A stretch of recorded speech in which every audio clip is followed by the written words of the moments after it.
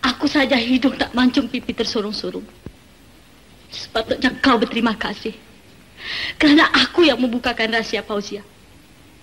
Kalau tidak, selama-lamanya kau tertipu. Cikgu, saya kasih ingat sekali lagi dengan cikgu tahu. Apa? Cikgu ingat orang-orang yang terpelajar macam cikgu tu banyak high class. Kadang-kadang orang yang terpelajar macam cikgu tu lebih kalak daripada low class, tahu? Nama saya Manisa. Saya anak Haji Bakir. Bapa saya orang kaya. Tapi satu sen wang dia macam roda kereta lembu. Jangan, Ros. Jangan. Ayo kahwinlah dengan dia.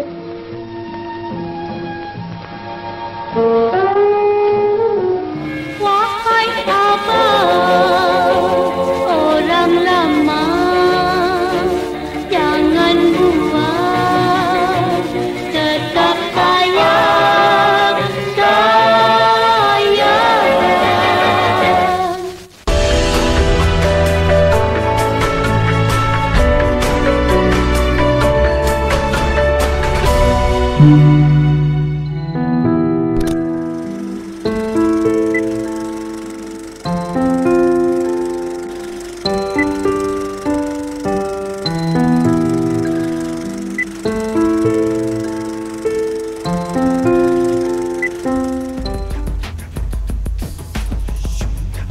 Pada tahun 1954, Mariani mendirikan rumah tangga buat kali kedua.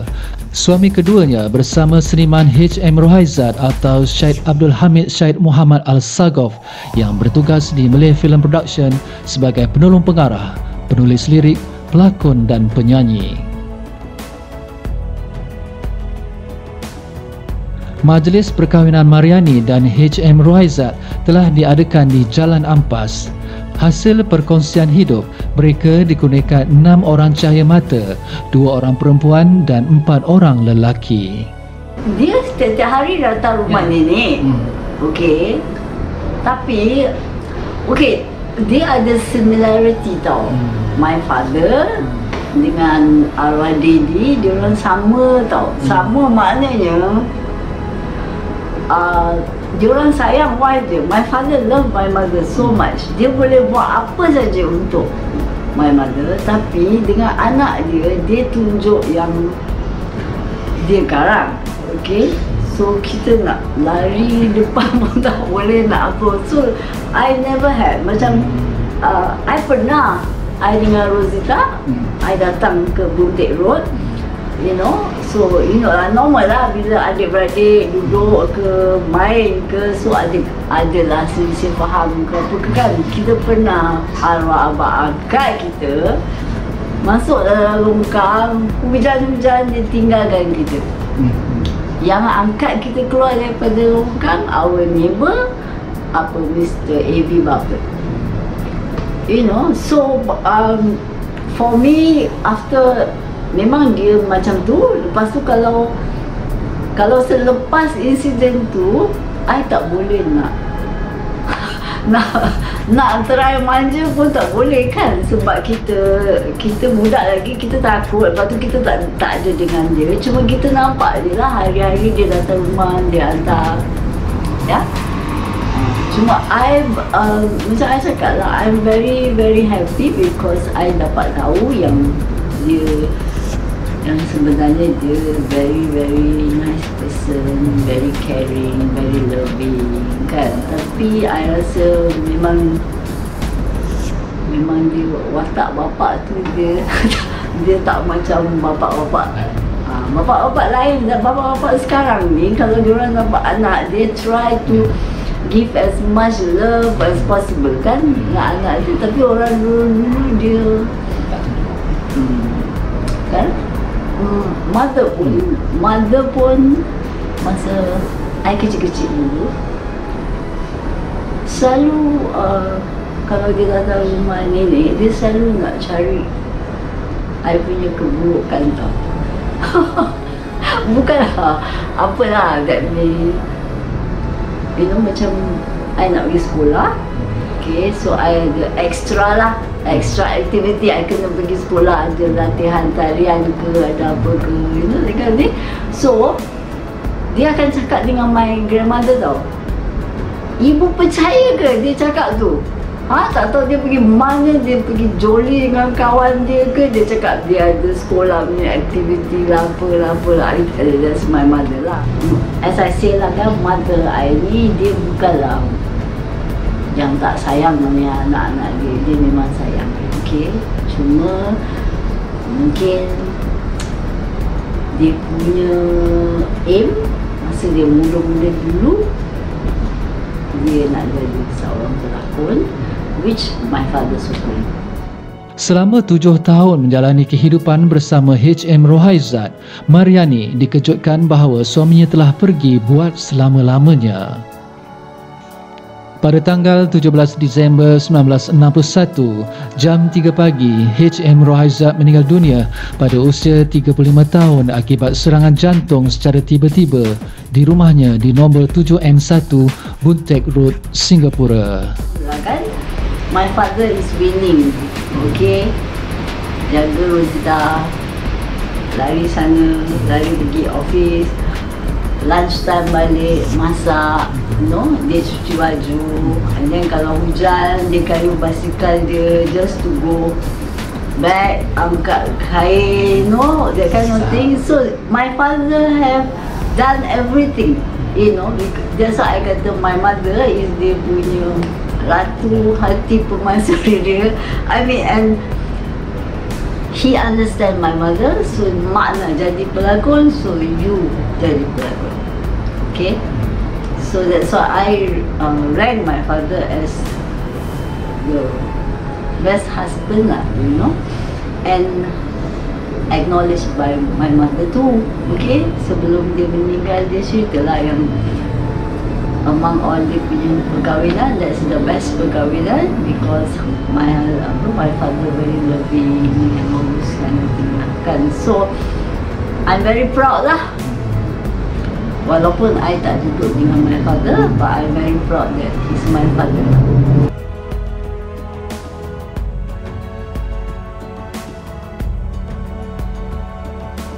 Hampir 62 tahun pembabituan Mariani menjadi anak seni khusus dunia perfilman Melayu dan semuanya bermula pada tahun 1952 apabila membintangi filem Cemburu. Mariani memegang pelbagai peranan dan watak sama ada pelakon utama maupun pelakon pembantu. Namun, sepanjang penglibatan Mariani dalam lakonan, beliau sering menerima peranan sebagai wanita jahat, penggoda, penghasut, pisau cukur, perempuan kabret dan juga perosak rumah tangga. Ros sangka abang sayangkan Ros. Walaupun begitu, Mariani turut diberikan peranan sebagai wanita baik dalam beberapa buah filem. Antara watak yang dilakonkannya adalah seperti Dayang, Gulik Istana, Isteri yang Lumpuh dan Sakit. Tinggal di sini. Di bawah tu ada bilik. Kakak dan Nurani boleh tolong-tolong saya. Orang gaji saya baru saja tinggalkan rumah ini. Lagi pula, selama ini saya mengidap penyakit jantung. Sungguh kasihan. Tapi pengalaman berlakon ni memang ada yang menyeronokkan. Dapat belajar macam mana. Mencabar tu memang mencabar, tapi pada saya biasa je. Saya ambil enteng. Pada saya ini satu pekerjaan, satu tugas. Jadi saya tak ambil berat sangatlah. Mungkin agaknya saya punya karakter ni semula jadi dah. Semula jadi, saya cuma mencabar, pada saya tak ada benda. Berubah, Amir. Aku sudah tua, tak cantik lagi. Apa aku buruk pada pandangan matamu yang kabur itu? Apabila usia meningkat, beliau sering diberikan peranan sebagai seorang ibu, nenek, bidan dan sering melakonkan watak yang menyeramkan. Dia main watak jahat lah, kononnya orang kata dia bawa watak jahat. Best sekali. Dia selalunya dapat watak yang suka goda suami ke, lelaki ke, you know, tapi tak pernah dapat watak yang jadi mak tiri, ya. Tapi lagi satu watak yang I suka And I think best sekali. Okay, mak berlakon bila dia jadi hantu. I think she did it very well. Dia buat macam very natural kan. Cuma atas permintaan keluarga dia terpaksa tolaklah. Sebab cucu-cucu takut tengok dia dalam cerita tu. So she was asked not to take that part anymore. But I think dia memang the best hantu lah that you can find. Yeah.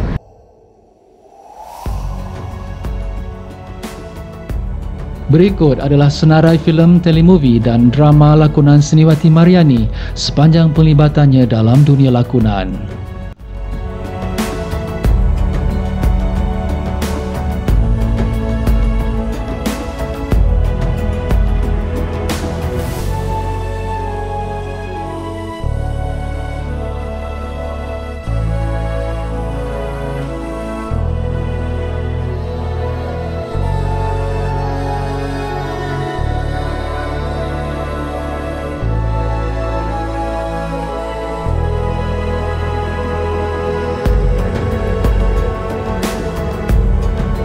Antara filem terkenal yang berjaya menjulang nama Mariani pada ketika itu adalah filem Labu Labi, di mana beliau membawakan watak Manisa, anak perempuan kepada Haji Bakhil yang menjadi rebutan dua pemuda yang bekerja di rumahnya, iaitu Labu dan Labi.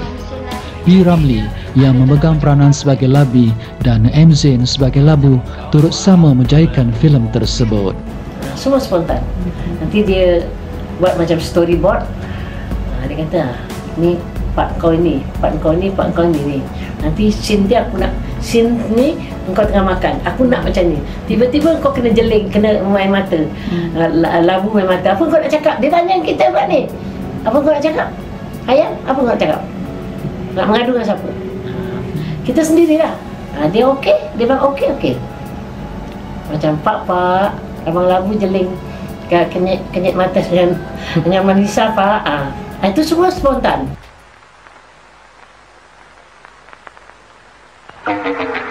Pak, tengok abang Labu main mata dengan Manisa, Pak.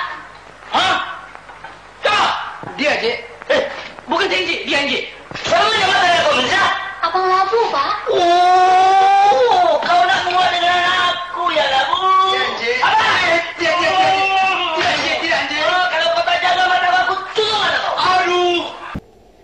Hasil daripada kejayaan filem tersebut yang mendapat sambutan hebat dan menggalakkan daripada penonton, maka nasib si Labu Labi telah menyusul di panggung rentetan sambungan daripada filem Labu Labi. Sekali lagi, Mariani telah diberikan peluang untuk melakonkan watak baik yang sama, iaitu Manisa. Abang Labu, tolong panggilkan bapak. Manisa nak makan lah. Pada tahun 1963, filem Darah Muda arahan Jamil Sulong telah menampilkan Mariani dan beliau diberikan peranan sebagai perosak rumah tangga. Ini membuktikan kehandalan Mariani menghidupkan watak lakonannya bagi mencari kebencian penonton. Peranan seperti itu sememangnya tidak mudah untuk dibuat oleh pelakon lain dalam seni lakonan filem. Menurut Mariani, beliau melakukan watak jahat, kejam dan menjadi perosak rumah tangga orang semata-mata kerana mengikut kehendak cerita dan lakon layar seperti mana yang dicipta oleh pengarahnya. Selain berlakon, beliau juga berbakat dalam nyanyian. Menariknya, di dalam filem tersebut, Mariani menyanyikan lagu Darah Muda menggunakan suaranya sendiri dan satu-satunya lagu nyanyian beliau ditampilkan dalam filem tersebut.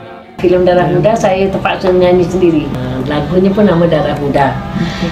Kebetulan sebab Saloma, saya selalu menggunakan suara Saloma, tapi kebetulan Salimah pun ada dalam filem tu, dia gunakan suara Saloma, jadi Piramli bilang tak boleh. Tak boleh dua-dua pakai suara Saloma. You kena nyanyi sendiri. Terkejut saya, menggeletar saya. Saya tak pernah nyanyi kan. Saya memang tak minat, tak belajar nyanyi. Dia bilang, nyanyi. Tak boleh, kena nyanyi. Jadi saya terpaksa nyanyi lah lagu tu. Melihat kelebihan yang ada pada Mariani memikul peranan wanita jahat itu, pengarah Darius Ghost turut melamarnya untuk membawa peranan yang sama di dalam filem Korban pada tahun 1963. Jika dalam filem Darah Muda, Mariani sebagai wanita moden yang pandai menghasut dan memikat suami orang, Darius Ghost yakin Mariani dapat menunjukkan kehebatannya sebagai wanita penari, pisau cukur dan penggugat hati lelaki. Mariani pernah berkata watak yang dibawanya dalam filem Korban itu lain dari yang lain, jahatnya lain dari yang lain. Watak wanita pisau cukur sangat sukar hendak dilakonkan dan akhirnya beliau mendapat pujian kerana berjaya membawakan watak tersebut. Filem Korban juga menampilkan anak sulung Mariani, Haslinda Rohaizat sebagai pelakon kanak-kanak ketika berusia 8 tahun. Pada tahun yang sama juga, sekali lagi Haslinda Rohaizat diberikan peranan sebagai seorang pelakon kanak-kanak dalam filem Budi dan Dosa arahan Jamil Sulong.